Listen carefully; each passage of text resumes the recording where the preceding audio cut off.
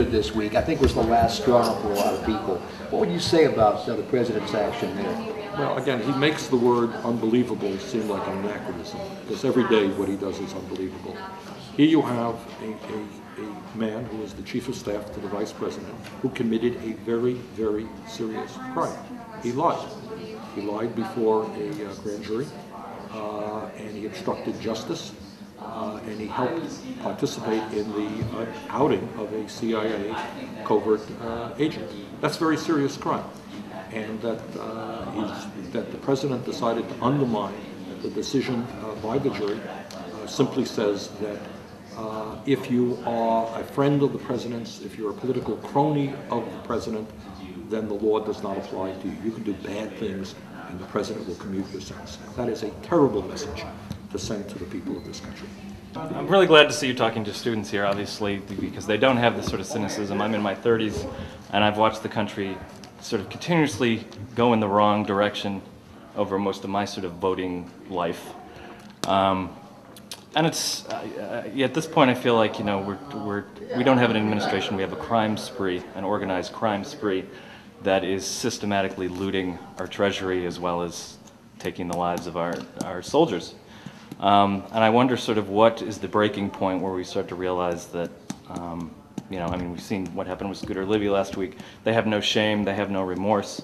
What they do is unconscionable because some of them don't seem to have consciences, and I'm just wondering, what do you think is the breaking point where we really need to... It's not a question of breaking point. Not a question of, for me, the breaking point was 6 years ago, so it's not breaking point. The question is, what is sensible policy, political policy? What's the goal? What do we want to do?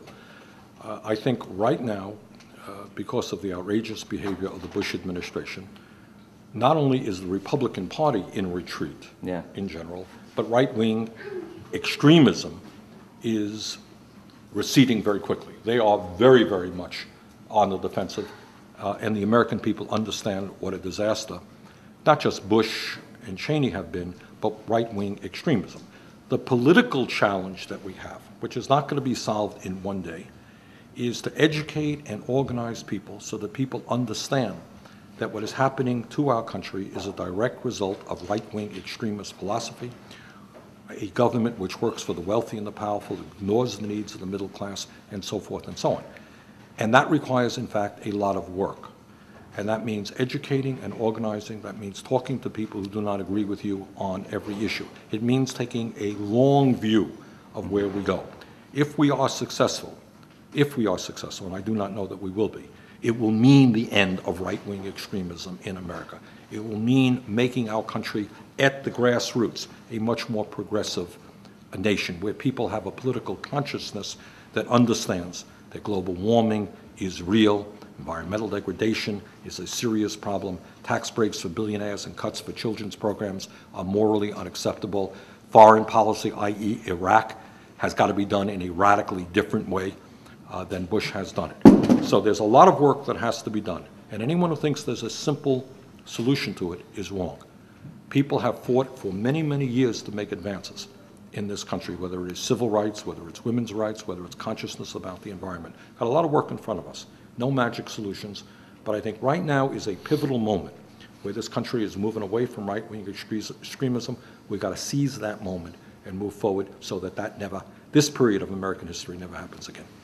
Okay? Well, thanks for that. Can I ask you one last question? And that's just about the language of calling what's happening in Iraq a war versus an occupation that's sort of used to channel money away from domestic concerns. Okay, I should get that. All right.